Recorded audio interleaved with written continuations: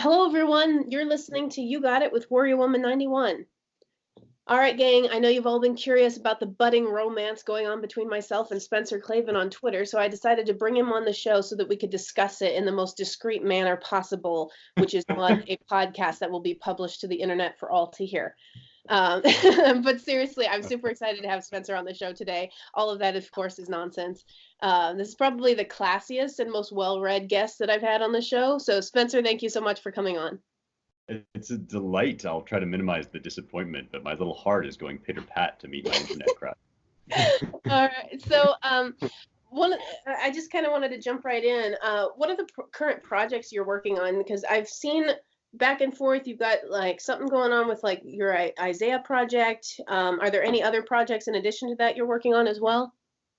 Oh yeah, thanks for asking. The Isaiah Project is the main thing that people can kind of be in touch with in real time, as it were. That's releasing basically weekly. But I also have a book contract I'm writing for Bloomsbury Academic, a book about kind of the subject of my doctorate, which is ancient Greek music. And that is every bit as niche and obscure as it sounds, but it also actually has kind of weird relevancy for modern day and the way we currently think about music and pop music and all kinds of stuff. So this book is just a casual introduction to that topic and tells you a little bit about why you should care. And that's going to be out next year. Okay, very cool. Yeah. So, what's it like living in London? I know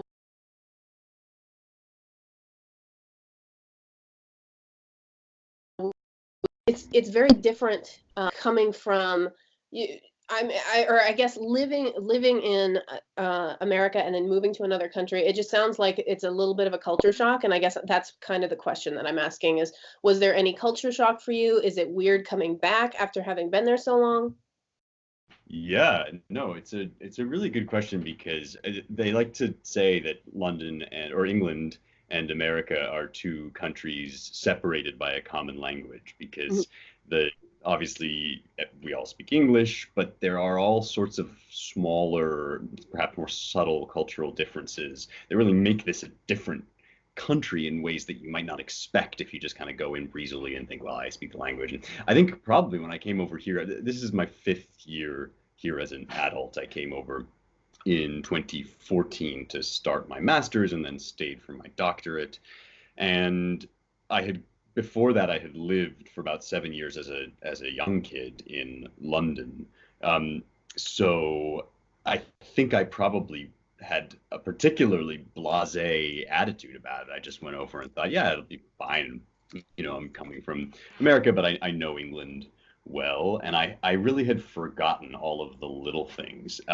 You know, there's stuff that's so tiny, like the paper is a different size here, you know, and that kind of tiny experiential thing changes your day to day.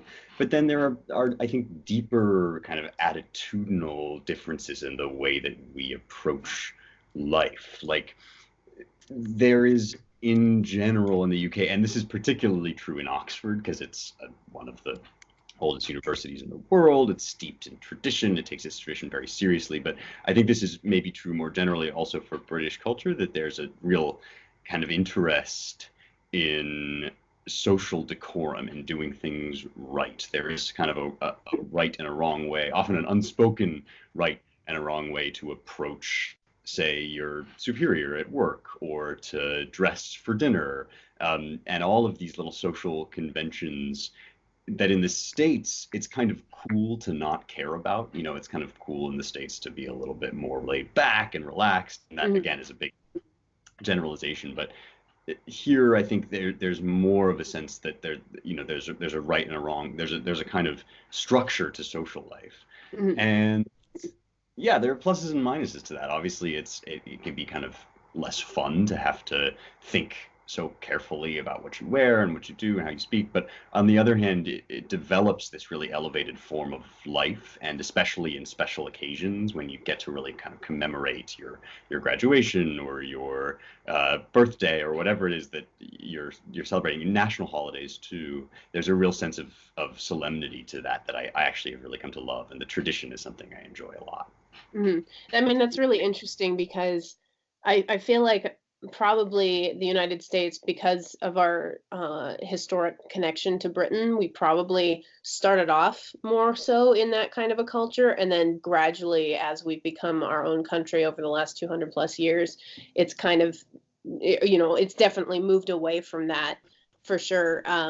The What would be your biggest suggestions for somebody who might be traveling to London for an extended period of time, or even any other country? Are there any like ground rules that you would suggest for people to just be mindful of so that they don't find themselves falling into, a major social gaffe or something like that? That's a really good question, and I wish I could give more helpful advice. I will say, I play the dumb American card a lot, and I think there's a lot to be said for that. I mean, I'm like, I say that jokingly, but actually, one of the most enriching experiences of being an expatriate, of spending time in another country and really living in the culture rather than just visiting it, Mhm. is you have an opportunity, I think, to be an observer. I can't vote in this country. I'm not invited to participate in some of the sort of more high stakes aspects of shared civic life. And as a result of that, I get a lot of leeway to kind of ask questions that might seem stupid if I had lived there the whole time. How does Parliament work?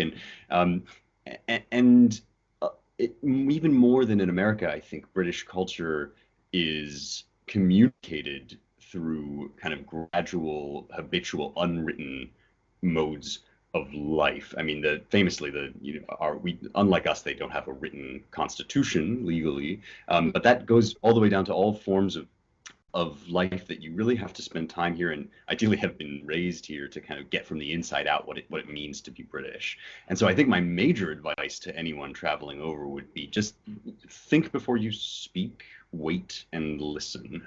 It's not a terrible thing to kind of lean into your ignorance. That's certainly what I've been doing, Mhm. just soaking things up and letting people show you how things are done because you genuinely it seems like a country that you might know because they speak your language, but there's a lot of stuff that you genuinely don't know. And if you present yourself in that way, I think, and sort of acknowledge that you're a foreigner and you're new here, people are very, very eager to kind of show you around and explain things. They just might not think instantly to do so because it comes naturally to them. So just like be a learner, observe. Right. I think that's a good suggestion, even if you're traveling within the United States or within a country that you were born in, because even California, where I live, Northern California is basically a separate state from Southern California. There's just very different cultures from top to bottom. And I think people, it's like you said, they assume, oh, we all speak the same language, so we should all be able to understand each other. But there, there are, little idiosyncrasies and just ways of doing things that are different that we all take for granted until we are kind of the fish out of water and we go into the other situation and find out, oh, this isn't just taken for granted here. So Yeah, the absolutely. mhm, Well, it's um, a lot in another language too. Even if you do go somewhere where you don't speak the language, you sort of think of yourself as foolish if you can't string a basic sentence together. And mhm, obviously, there are some places where famously they're not super nice to people that don't speak their language well. But by and large, if you think about the experience of meeting somebody who doesn't speak English super well, your first instinct is like, oh, cool, like let me help and show you, and I'm excited to help you try and all this stuff. So if you think of yourself in that position, you might be less, I think, shy to just ask questions. mhm. So, another thing that I was interested in asking you about London is there's been a lot of kind of culture shifts just within London with a lot of immigration issues. Have you experienced any like safety hazards or conflicts at all as far as that goes, or is that kind of overblown by the American media? That is an excellent question. It's very difficult, I think, to get a real sense for some of the more subtle cultural interactions and shifts that are going on in this country. I don't live in London. I live in Oxford, which is Mhm. about an hour and a half away.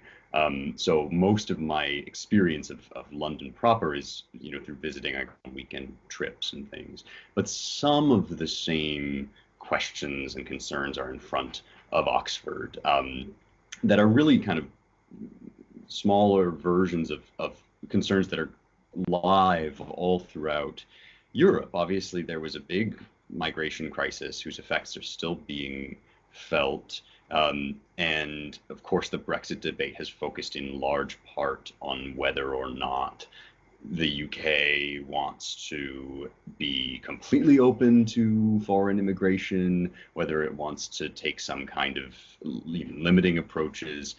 Um, and at heart, there's a difference in this country between in the way that those kinds of questions are asked, and that is that America, from its founding, however well or badly it has lived up to this, has had a concept of itself as what you might call a creedal nation, a society where if you believe in certain core tenets like the fundamental right to life, liberty, and the pursuit of happiness, then you are an American. And you can bring, therefore, a lot of different kind of cultural attitudes, ways of living your life. And, we can kind of aim and strive to get along together with different ways of life if we believe in one common set of civic values. It's possible for the UK to be described in that way too, but it's also the case that there's more of a history, as there is in all European nations, of defining yourself by race and by defining different countries by who has historically lived there.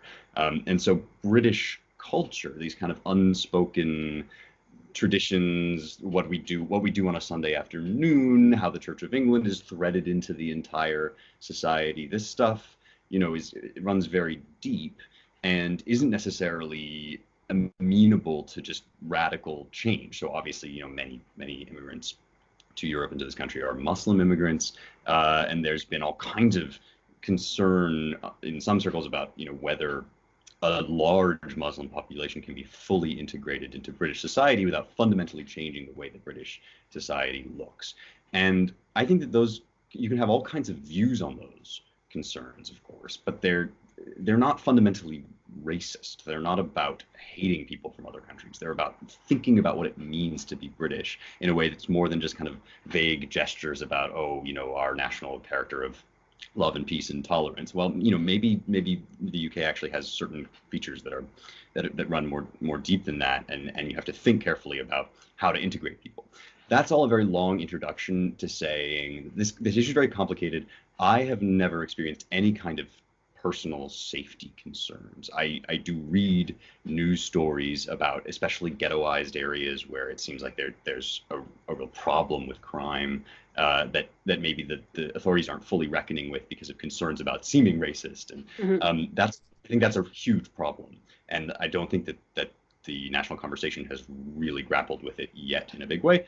But I think that it is possible that some parts of the American news media sensationalize this and essentialize it so that it's less tricky and difficult than it is. There is a lot of chest thumping about, all sorts of catastrophizing about the state of British society. The crisis is not as dire as that makes it seem, but there is a serious, I think, reflection that needs to be going on about what it means to be British and how to navigate compassion towards migrants in light of that question. Yeah, I mean, that's one of the reasons why I wanted to ask somebody who actually lives in the country, because there's so many people that just look on from afar and they make commentary, and a lot of times I see commentary being shaped by the circumstances around whatever individual is making the commentary. So the American media, we've got all these immigration issues in our country, so the assumption is, okay, the immigration issues going on in other countries must be exactly the same. So that's kind of what I wanted to hear. Is it similar? Is it different? I have heard from friends of mine that live in England that they've had some security or safety concerns just in their own living environment. So that's kind of why I was kind of wanting to know if you experienced anything similarly. Yeah, I mean, there are two levels, I think, on which my perspective on this is is inexpert. One is that I'm just not an expert on the particular political question, and Mhm. the other is that I'm a 6 foot tall bearded dude, and that's a very different thing to be walking around in a city than, say, a petite young woman or anything, something that makes you just physically present as more of a target. Mhm. So would you consider yourself more American or British at this point? I think Alicia Krause requested this question. That is an excellent question. I definitely think of myself as American, and interestingly, I think I've come to own that identity more since living in the UK, just because it's made me aware of this sort of little sensibility things that I think are inescapably American about the way that I was raised. If nothing else, my fundamental desire to be left alone and allowed to kind of live my life however the heck I want.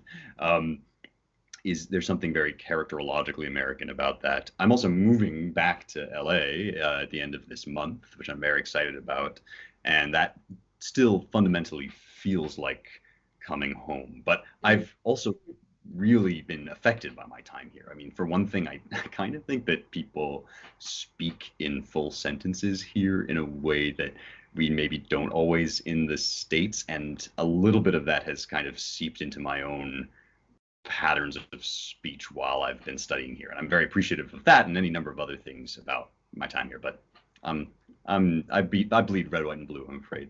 Well, I guess they're red, white, and blue too, but I bleed stars. That's awesome. I guess the biggest question that I think fans will want to hear is also, how do you feel about the American versus the British way of spelling the word color? Oh man. So I've been through many periods. You might say I've had a kind of like much like sort of Picasso and his blue period versus some of the other phases of his journey. I've been through many periods in my orthography life. For about 3 years in the middle of my time here, I spelled everything as Britishly as I possibly could, which meant spelling color with a U, color, and similarly favorite as opposed to favorite. Um, and now I'm kind of, because I'm going to be in the States, I'm going to be working for a magazine. I'm kind of moving back towards the American ways of spelling. I think ultimately I've come to I've thrown up my hands about the whole thing because everybody gets mad at me no matter what I do. But I've just written a 80,000 word thesis with British spelling, so there's probably something locked into my instincts about that now. I probably do that more instinctively. I just find that it's kind of like going back to what you were saying, that there are subtle differences between the two cultures, Yeah, yeah. America and British. And I think that for some reason, at least internet culture seems to target this one thing as the most important difference. And this is what we will go to the Second Revolutionary War over, is the I spelling of completely color and agree. favorite.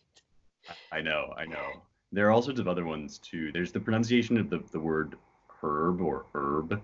Mhm. I guess we don't say the H and the Brits do. And there's like an very animated Eddie Izzard routine about that. And I, for the life of me, can't even mostly the time remember which one is which. But yes, I will be enlisting in the war just because I love caring deeply about things that don't matter at all. And that's an important thing to do.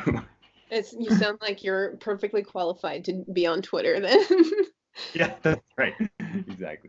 So I know we've kind of been joking around, but I did want to kind of get to what you've been studying in England, because you seem like a very well-read literature kind of guy. I guess I really am interested in hearing what are the pieces of literature that you would recommend, and you can limit it to three or five or whatever. But what are the pieces of literature that you would recommend that people ought to be reading? Because I find there's a lot of people, especially in the United States, that are just very illiterate and very uh, they have a lack of knowledge of history and the arts. And I guess I would like to hear what your recommendations for, here's a good starting point to get people moving in the right direction of being educated on these things. Well, it's lucky that this is not a video interview because I'm blushing embarrassedly at the moment. I'm gratified to be thought of as well read. I agree with you that I think probably largely due to the state of public education in America, there's a real problem with the way that people get ushered into the great literary traditions of the West. I also get the sense that people are really, really hungry for the kind of information you're asking about right now. That it's not just that there's a kind of deficit in education, it's also that people are gravitating towards the really rich and deep flowing traditions of literature and what they can tell us about human nature. I study classics. That's what my degree is in, and that sometimes sounds like it means I study like all literature, but actually it just means that I study ancient Greek and Roman literature. Mm-hmm. And I do that because I think that especially Athens, especially around the 5th century, gave rise to some of the most foundational ideas and art that really have ever existed and that still underpin a lot of what we think and believe. The typical formation is Athens and Jerusalem, which is a way of saying that in the ancient world there was sort of Greek philosophy and literature, and then there was Jewish and what would then become Christian theology and ideology and practice. So if I were going to say to somebody, all right, 5 books you want to kind of get a grasp of where you come from, even though you don't know that you come from here, I would say on the Greek side, you should read a few dialogues by Plato, who was a 4th century BC philosopher, a disciple of Socrates. And you probably should start with these. They're very short, kind of. He wrote little dialogues. So they're almost like plays back and forth between 2 people or 1 person. You should read the Apology, which is his version of Socrates' defense when Socrates was charged with capital punishment. He made a defense of himself, and that's Plato's Apology. And you should read the Euthyphro, which is a dialogue about the gods and justice and whether polytheism is a viable or workable way of believing in God or gods.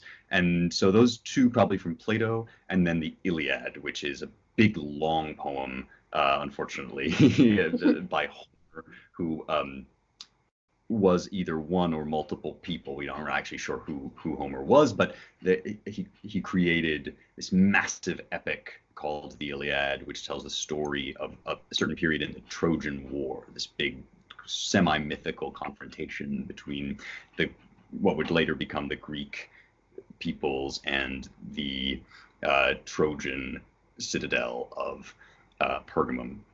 And that's a fight over the beautiful Helen.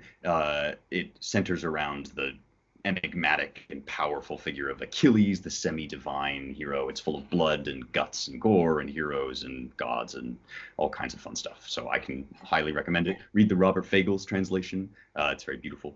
And then I think you should read the Bible if you want to know about literature. People kind of, because of our insistence on the separation of church and state, we've gotten confused about whether the Bible should be read by everybody, Christian or not. The answer is absolutely yes. You do not have to sign up to any program of religion or belief before you get a handle on the Bible as the foundation stone of some of our biggest ideas about justice and suffering and pain, and also some of those beautiful literature in the world. So you should read the Bible. And I get one more, right? I guess. I think so. Yeah.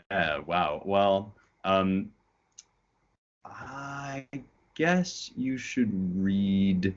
Probably, if you're an American, you should probably read the Federalist Papers, which I'm actually rereading now, just because, I mean, there's obviously a huge gap of many centuries in between the texts that I've just mentioned and the Federalist Papers, but you should have a sense of kind of how the big ideas of the past were grappled with by the founders of the country and what they look like when they're applied in the setting of the American founding. That would be my list of 5. It is funny talking to you. It made me remember that I actually took British Lit when I was in high school, and it was actually one of my favorite classes. I think I got something like 110% because it was just so much fun to participate in. I was reading stuff that I wasn't supposed to read just because I found it due to that class. Have you read Beowulf? Oh yeah. Yeah. Totally. Yeah, that was one that I read when I was in that class. That's probably the one that stands out the most to me because I honestly can't remember most of what I read at this point. But that one it was really interesting, but it was also very hard to read. I don't know what what old English version they had me read at that time, but it was very difficult. But it was one of those things where I felt kind of accomplished afterwards after getting through it because it was so hard to read. Totally. Yeah, it's funny about books in general that way. I like to think of it in terms of like activation energy, like you know how chemical reactions sometimes they need a certain amount of energy to get going, and then they kind of do their own thing. Like when you are really tired, well, put it this way, when you're really hungry, you think you want a big bag of M&Ms Hmm. because you just want as much food as possible immediately, and you grab the handful of M&Ms and you like eat through the whole bag, and in the end you kind of feel like, wow, I feel worse and I don't feel satisfied. Like not only do I now feel terrible, I also still kind of feel hungry and I don't feel fulfilled. Whereas if you actually kind of think for a second and make the effort to like switch to a big steak or something a little bit more kind of wholesome and nutritious, then you end up feeling both satisfied and also kind of enriched and refreshed. And I feel like entertainment is kind of like that. If you're really starving for entertainment and content, if you're exhausted at the end of a long day, the easiest thing to do is to binge Netflix. I do it all the time. I Hmm. totally end up in front of my laptop just watching show after show. But that's kind of like grabbing for the big handful of M&Ms. Like at the end of it, you're not actually going to feel refreshed. The ancient Greek philosopher Aristotle talks about recreation as the kind of thing that you do not just for fun, but because it kind of animates you and gives you more energy to go back out into the world. And I think great literature and really substantive literature is like that. It takes a certain amount of activation energy to kind of get at it. But once you do, it's actually much more fulfilling and even restful and relaxing. And as you say, you feel a sense of accomplishment at the end too. So what could be better? Yeah, I think that's a great way to segue into my next question, which was kind of moving into the TV and movie realm, just kind of bouncing up. I think we have possibly the same, or it's kind of it's interesting because we have similar movie tastes, I think, and we also have wildly different. So I guess what I'm saying is I understand the whole idea of there's the classic movies that are like the ones you have to watch, and then there's also kind of the candy corn movies that you don't have Yeah. to watch that don't actually fulfill you, but they are exactly the Eminem uh the candy movies that are the ones that are just the I'm exhausted at the end of the day and I just want this kind of thing. So just kind of I would like to hear what your take on are there two types of movies? I think you've kind of answered that already a little bit with the literature, but are there two types of movies? Do each of them have a place? I guess is really what my question is. Yeah, no, that's a really good question. I think first of all, I should say like you should totally have some candy sometimes. Like it's not like I'm not saying that, and also it's less of a sort of binary as they might say that than I'm making it out to be. Of course, some movies are kind of in between and have elements that are just pure entertainment and elements that are more substantive. And the same goes for novels as well. Some novels are super entertaining and also very deep and rich. But I do think that there are recognizable, I mean, certain romantic comedies, which I love, fall, I think, probably into this category. You've got Mail, Sleepless in Seattle, classics. I love them. I don't feel like they've really taught me a great deal about what it means to be a human being in the world, but that's okay. And then my favorite movies, ideally, this is I'm not a movie buff. I'm not a movie expert, but I do kind of feel as if the film medium, just has a bit more of an onus, puts a bit more of an onus on itself to entertain you while it is enriching you. And maybe that's part of just how I relate to movies, that I don't actually always go to the movies when I'm, thinking seriously. I sometimes go to switch off, but I also think that, a visual medium is one that is there to kind of draw you in and immerse you and then make you think. I mean, a movie that I really love that's going to make me sound super like a nerdy high schooler, which I am still, is The Matrix. And I feel like The Matrix does that really well. It's an awesome action movie. It's got a profound sort of thing to say about how we relate to the world and perception and consciousness. And at the same time, it's never dull and you're always wrapped up in it. It is funny. I've been going back and watching old Twilight Zone episodes, and Oh, I do. There's an element of me that enjoys those shows because of the intrigue and because of the rather dark, sinister kind of tone that that show has. But there's also, and it's something that I've noticed more as an adult than as a child. But I like, even if I wildly disagree with the political messaging, I like being able to spot it and point it out and then think about it and think also about how, okay, he used this medium to tell this story, and what else was he trying to say with this? And oh my gosh, this wild, crazy idea that I disagree with was also in here, and I didn't realize that. It's also another TV show that I could mention with a similar experience would be Star Trek: The Next Generation. I watched that as a kid. I thought it was the most fun show. It was great, and then I watched it as an adult, and I was like, wow, there is a lot of political messaging in that show. So I think Yeah. it's fun to go back and watch things that you saw as a child and be able to see what kind of messaging they were trying to target at you that you didn't really understand at the time.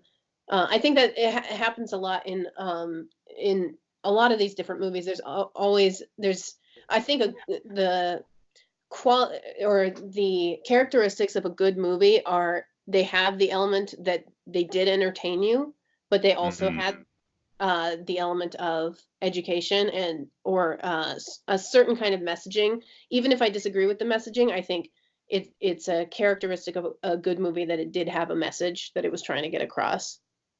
Yeah, and as we're talking, I'm thinking when I was kind of selling the Iliad just now, I sold it as a big blood and guts epic, war story about love and desire and rage and all this stuff. Mhm.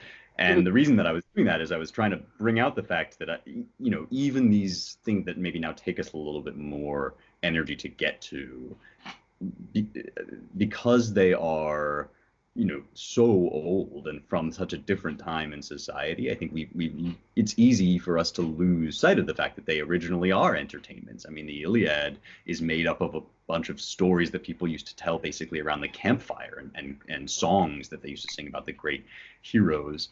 And so I completely agree with you that great art always has some element originally of drawing people in, of exciting narrative, or of just make imagery that makes you, well up with tears, something that really captures your imagination. And a lot of times it's just history that makes it harder for us to see that, because people change, and the things that people find entertaining can change, and also the way that we relate to different media can change. And so, just like with old movies, which I think sometimes take me a little bit more time to get into, but which I still love, with old art too, you have to really, you know, do a little bit more of the work to get yourself in the right mindset, and then they do become very entertaining as well. So, just kind of moving on from entertainment of TV to entertainment of the internet. Obviously, you are a Twitter user, and Yes. I wanted to ask you kind of what you thought about social media in general, and we can also just talk about Twitter. But do you think it's kind of it seems like it's a little bit of an addiction nowadays. You get on social media and you're just on it all the time. Do you think that that has helped or hurt society, or it is a little bit of both? So it's tough for me to talk about this because I speak as a guilty party. Like, I'm so addicted to my phone, it's quite unhealthy, and I This is just completely. kind of it's an episode of Twitterholics Anonymous, so we're all open here about our addiction. I feel that I'm in a safe space. I feel seen. I feel known. Yeah, so I'll confess that at the outset is that my name is Spencer Klavan. I am a Twitterholic. I especially go on tears where I just suddenly find myself really funny, and I'll just be like, "Yeah, that's great," and I'll just like keep tweeting and then keep checking the whatever, and there's especially that instant gratification of seeing things get likes. So all of that is real and dangerous, and at its extremes can really hamper the way that you relate to the world. I'll say that at the outset because I also think that there's this discourse now, this kind of almost virtue signaling discourse of being really up in arms about how pernicious social media is, how it's disconnecting us from one another. Nobody ever looks at the world. We're all just staring down into our phone. And that seems to me to be really wrong for one big reason, which is that this technology, even though it's new and therefore a little strange, didn't come from aliens. This is human technology, and it enables us to be human in a more kind of widespread and interconnected way. And what that means is that we are seeing again in a new form all of the things that it means to be human. And that includes that we are endlessly creative and full of compassion and in many cases love. It also means that we are broken and petty and angry. It means that we're weird and all of this stuff. When we get disgusted about Twitter, we're getting disgusted just at ourselves. It's not like, when the printing press was invented, they didn't have all of these same concerns. Oh, it's going to, it's going to cheapen public discourse. It's going to potentially, when writing and reading was invented, Plato, the Greek philosopher that I mentioned, was worried that it was going to destroy people's memories. And so anytime a new technology comes along, I think we're just kind of shocked at what it is to be human because we see it in a new, different way. And there's a lot of disgust that comes with that because there's some real problems with the human race. But every time we come back to the same answer, and the answer is you can't put this stuff back. There's no putting the toothpaste back in the tube. This stuff is with us and going to stay with us. And we just need to find ways to personally integrate it into our lives that are healthy and that emphasize the sides of it that enable connection and de-emphasize or restrict the sides that sort of addict us and cause problems. There's simply no substitute, nor will there ever be, for personal autonomy and individual self-control. And the bad news is, we've all just got to exert that, I think. The good news is that once you do, I mean, look, I, for the past year, have been in a long-distance relationship that has been connected and engaged in ways that it never could have if this were 50 years ago. And I have friends, this friendship among them, which wouldn't exist without the internet and social media. So obviously we're just dealing with something I think that needs a little bit more management, not with something that needs to be, eradicated or regulated. Yeah, social media kind of feels like sometimes it's a weapon in the hands of a child with certain users, and myself included. Sometimes, I'll post something and then I'll think about it 12 hours later and think, well, if it was real life, I might not have said it like that. But it is kind of it's a tool that you have to learn how to wield correctly in your own life. And I just for myself, and as you said, you and I would not be talking right now if it wasn't for the internet. Right. There are certain jobs that I have gotten that that would not have existed without social media. There are certain things that I've done in my life that 20, 30 years ago would have been unheard of because I had the opportunities through social media. So I think social media does get a bad name, especially Twitter, because people see, oh my gosh, there's like the anti-Semitism going on over here, and there's the white supremacists over here, and then there's the Antifa plotting, bombings over there, and the rest of us that are just trying to learn how to balance it with our own lives kind of get lost in the, oh my gosh, it's just all bad.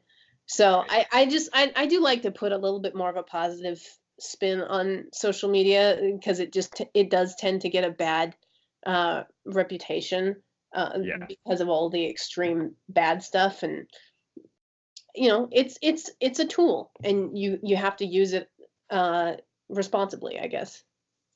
Completely agreed. Yeah, I mean, it's not as if white supremacy, though it is a scourge upon the face of the human race and a cancer in our blood.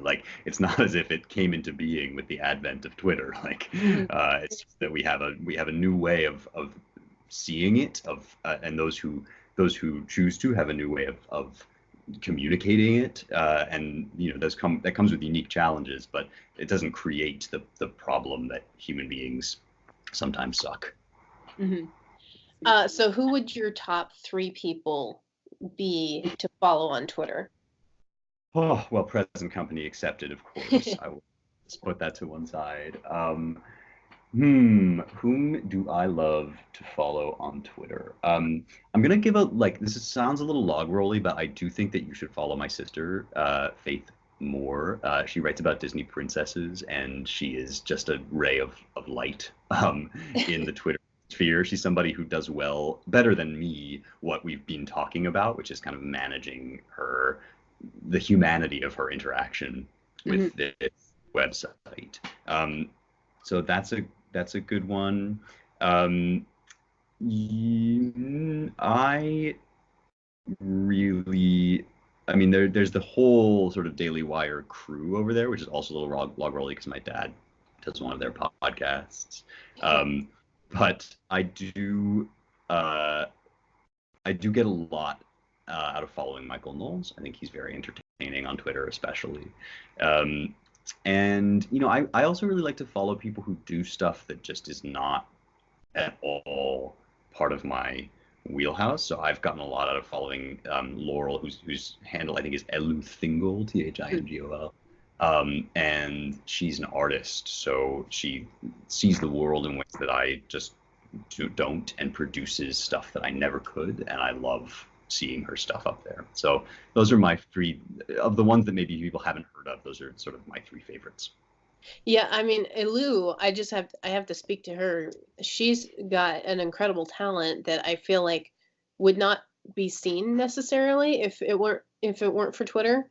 And she's getting it seen by people that would, again, never see it. Just by, I mean, having art seen by people, as somebody who used to be an art major and was trying to get people to see my work, it's not easy.